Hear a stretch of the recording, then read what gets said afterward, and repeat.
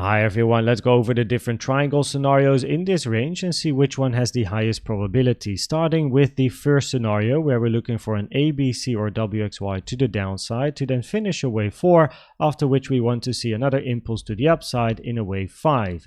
The main difference between a wave C or Y is that in a wave C we're looking for an impulse to the downside for then continuation up, and in a wave Y we're going to be looking for a flat structure or a triangle. But first we have to finish wave B or X, which then is this triangle that we have over here. We're then looking for a wave E to the upside in a 3-wave zigzag structure where we do have some resistance above price at the moment, which is first of all the blue box that we have here, 36.9, 37.1k, and secondly the second blue box, 37.4 to 37.5k. In this scenario, wave D is a complex structure, and that is an important rule in a triangle. 4 out of the 5 waves have to be a simple zigzag structure in a 535 ABC up or a 535 ABC to the downside, and if one wave is not a simple zigzag structure, it is most commonly wave C or wave D, and less commonly wave E. Now in this scenario it's then wave D being a complex structure in a WXY, a double zigzag to the downside, which is good to see in a wave D, and now we want a simple zigzag to the upside in wave E. If price continues pushing to the upside and takes the high of this wave C, this triangle is invalidated, and if price would do this right now, it's also invalidated because we definitely want to see a little bit of a solid 3-wave structure in a wave E. The second triangle scenario is a triangle in wave Y. W is a zigzag, wave X is a zigzag, and wave X is quite short in time, but the wave X can be very short in time, but most commonly it is a zigzag, which works here. And then we're looking for a triangle in this wave Y, where now the more complex structure is inside a wave C. We're looking for a wave D to the upside in a zigzag, hitting resistance, not taking the high of this wave B, as that is the invalidation. And then we're looking for another zigzag to the downside in a wave E, where price is not allowed to take the low of this wave C, as that is also an invalidation. If we look at this triangle, we're already finished with all of the different triangles, and we're looking for a continuation of the trend towards the upside. So a wave 4 is finished, now looking for a wave 5 to the upside. In this scenario, however, wave E is now the more complex structure, and this is less common than a wave C or a wave D having that complex structure. So that also lowers the probabilities for this particular scenario. In this scenario, you want price to hit the high of D and find continuation to the upside, and you don't want price to come back down below this low again, as that is then the invalidation for this scenario. And then finally, we have this triangle over here, where wave X or B is already finished, and this move to the downside is then a wave C or a wave Y. Now because of this push that we currently have towards the upside, a wave C becomes a low probability move, because if we're looking for an impulse in a 1, 2 and then a 3, 4, 5, there is now overlap between the low of 1 and the high of wave 4. That is not what you want to see. And also this wave 4 retraced too high, because if you take a fib from the high of 2 to the low of 3 and toggle on the wave 4 targets, then you can see that currently we're on a route to the 0.618, and the 0.618 is an invalidation for a wave 4, but mainly the overlap over here is not what you want to see for an impulse to the downside. We're then looking for a wave Y, right, where in a wave Y we are then looking for another triangle or a flat. So in a triangle we're then looking for this, right, and in a flat, this is your A. You're going to be looking for B to take some of the liquidity above, and then a move to the downside in a wave C, where you will take some highs before then a sharp move to the downside to also take the double bottom that we have over here.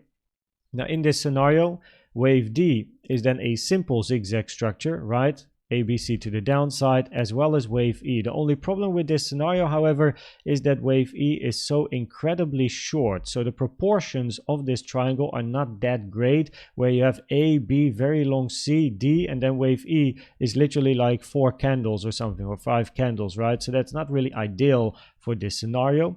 And the invalidation of this scenario I currently have over here, because for a wave Y triangle or flat, either the low of the triangle is in, or you're first going to be looking for price to move to higher prices.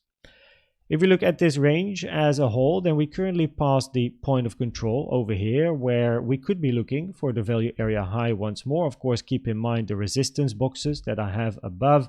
But generally, we now have over here a double bottom, but we also have a triple top, one can argue. We have top 1, top 2, potentially this is your third top over here. So there's liquidity on both sides, and the range simply continues. Trade the range until it breaks. No financial advice. Very, very common general, not a rule, but general thing in crypto, of course, like the trade the range until it breaks. The range has been just going up and down. We have the support resistance area at the top, at the bottom as well, including then the value area low, point of control, value area high. And yeah, now we're just moving to the upside again, right? It is the way it is. If we then look at the 2-hour gap I like to show you over here, then with this move to the downside, this long candle to the downside here, we created a gap on the 2-hour chart, right? You can see this 2-hour candle closed, creating this inefficiency on the chart. Now, once you get respected inside the gap, the probabilities are high. You're going to fill the gap towards the upside, which then means hitting this white line as a minimum at 36.7K.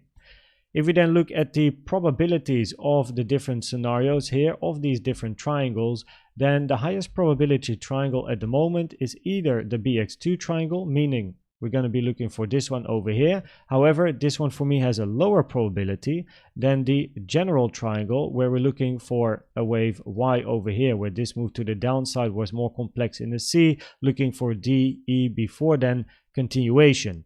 The main reason that I prefer to not see the lows taken, right, in comparison to the wave Y or C, is also because of the divergences. We have bullish CVD building. We had bullish CVD here. We got bullish CVD here as well. And you can see if I zoom out, the CVDs are, quite impressive to say the least over here. Higher low on price, much lower lows on the CVD, right? Higher low, lower low here on CVD. So big bullish CVD divergences, which gives more pressure to the upside, which lowers the probabilities that we get a move to the downside to take the lows, increases the probabilities that, yeah, we can continue ranging, but probabilities are higher to take the double top first, which is then also over here what I write. That is something that we are looking for also because of these bullish CVD divergences building, but because of the complexity of this move down, having a higher probability of being a wave C or a wave D, I prefer this move to the downside to be a wave C than potentially looking for D, E and continuation or straight continuation, right? So that is currently the higher probability scenario, where the arguments for BX1 to have a lower probability, as mentioned, is wave E, is very short about proportions, right? So that's not really what we like to see. And in the triangle over here, wave E is now the very complex structure, so the double zigzag, which is less common as well.